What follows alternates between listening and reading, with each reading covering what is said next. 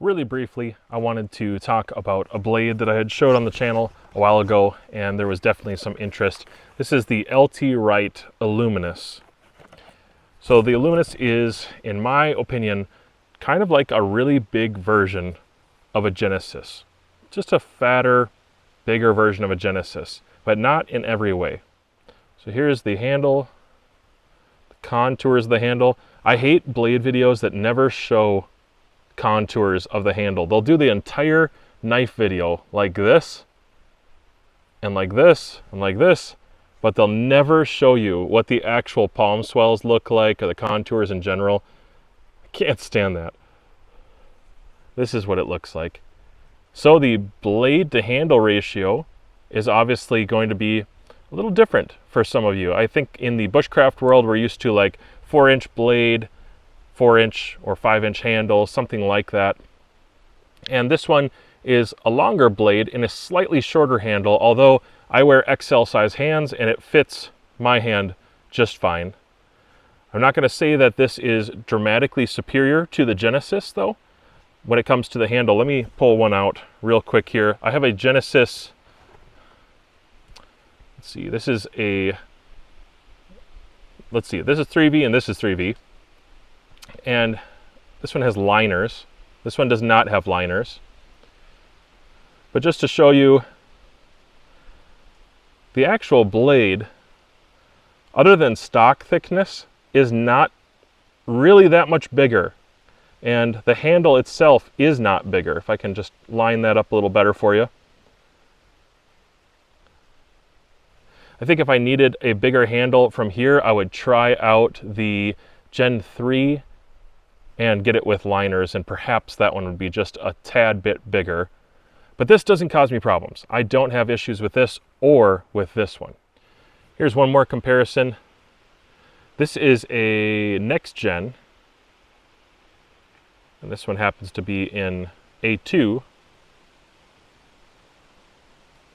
Thinner blade stock. I like the thinner blade stock. I'm not a huge fan of thick blade stock in general. I'd rather retain some sliciness.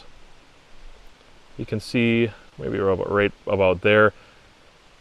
This is considerably bigger in hand than this is, but again, this one isn't bad.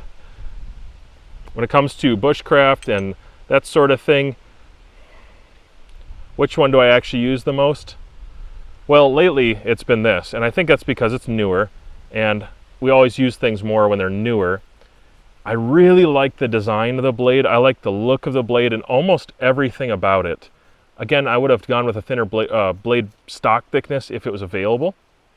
I have a knife kind of like this that I modified from another company, sort of made my own knife out of one, and that one has a 3mm blade stock thickness, just to give you some idea of what I prefer.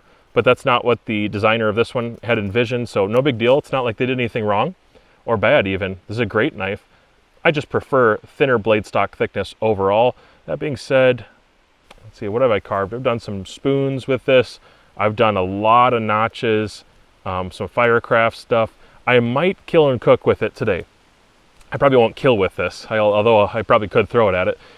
I'll maybe skin something with this today. I haven't really decided if I'm going to use that or maybe this one. But the handles on these LT Wright knives, even the ones where I'm like, it could be a touch thicker here, could have changed the choil here. Even when I think thoughts like this, most of the time these are superior over and above all the other brands out there, even customs. I find a lot of customs that have just inferior handles. Some exceptions to this would be like Bear Forest knives. Bear Forest knives makes good handles. Their fit and finish is exceptional, and they're really affordable. I'm a huge fan of Bear Forest knives, and now that I think of it, I need a skinning knife from Bear Forest Knives. They do really nice ones over there. Cool, unique patterns. They're not bland. Some people think knives like these are bland. I don't think so. I think they're very functional, but they're not going to stand out. These two blades here aren't going to stand out as much as the BFK blades do. Those are really, every one is unique, and it's kind of like a better deal maybe for the materials you're getting. Just depends what you're into, I guess, but I have both, so that answers that. I like both of them. Again, there's a little bit of a comparison. So here's my brief statement of critique about the Illuminous. and I'm going to show you a different blade. This is a Reef Knives F6, and the Reef Knives comes with Kydex or leather. I actually would have preferred this one in Kydex, but I've got it with leather, which I still like a lot. And this one retains pretty well. It's a big, broad blade. And once you get these big, broad blades, you need something back here to kind of fit the sheath well. Otherwise, you'll end up wet forming the sheaths. I like this a lot. It covers a lot of the handle.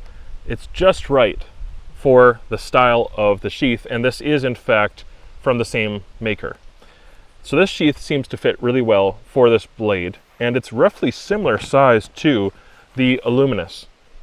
The problem I have with the Illuminous is it uses a different sheath. It is probably just slightly, is it broader? I don't remember. Hold on a second. Nope, it's not. It's really not broader than the Illuminous is. Or the Illuminous isn't broader than the Reef is, rather. But it just doesn't fit very well in this sheath. And simple solution, I guess simple solution would be to wet form it, and that's fine. I just don't like the fact that I would have to do that with something in this price point. And again, I'm probably one of the biggest advocates for this blade company in general. I love LT Wright knives. I own several of them. Really big fan. This is a minor, very minor, positive, friendly critique.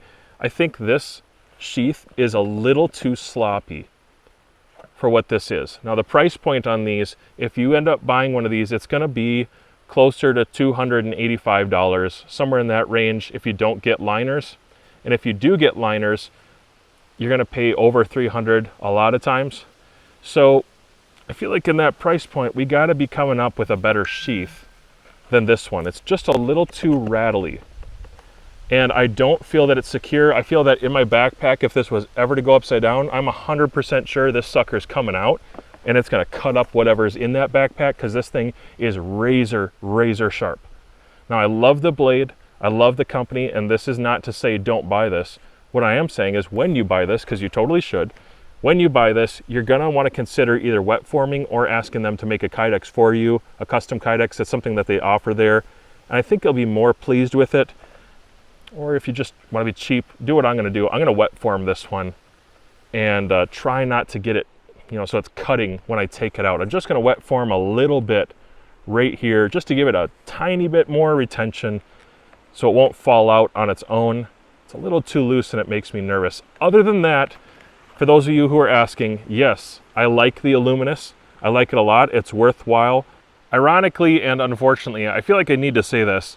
So just as a matter of demonstration, this, when I hopped out of the hammock when I was done making the video, this flipped upside down for a second and the blade came out. The tip went down into the ground. It flipped around, went down to the ground exactly next to my foot. This weighs enough. This would have stabbed me into the bone. This is a big, heavy knife, and it needs a better retention on the sheath. The sheath quality is very high quality. It's excellent sheath in the sense that it's good materials. It just isn't tight enough. So I'm gonna just warn you guys, probably wet form it, or maybe find one that fits better, or do your system, whatever you have to do to make this thing safe, because this will flip out and it really could hurt you. It's very sharp and pointy. And I shouldn't have to make a video about that probably with a knife. That's what they do, they're sharp and pointy. But I just want to tell you, this thing, it's not tight enough. And I'm hoping that something in the future ones, we just don't see that happen again.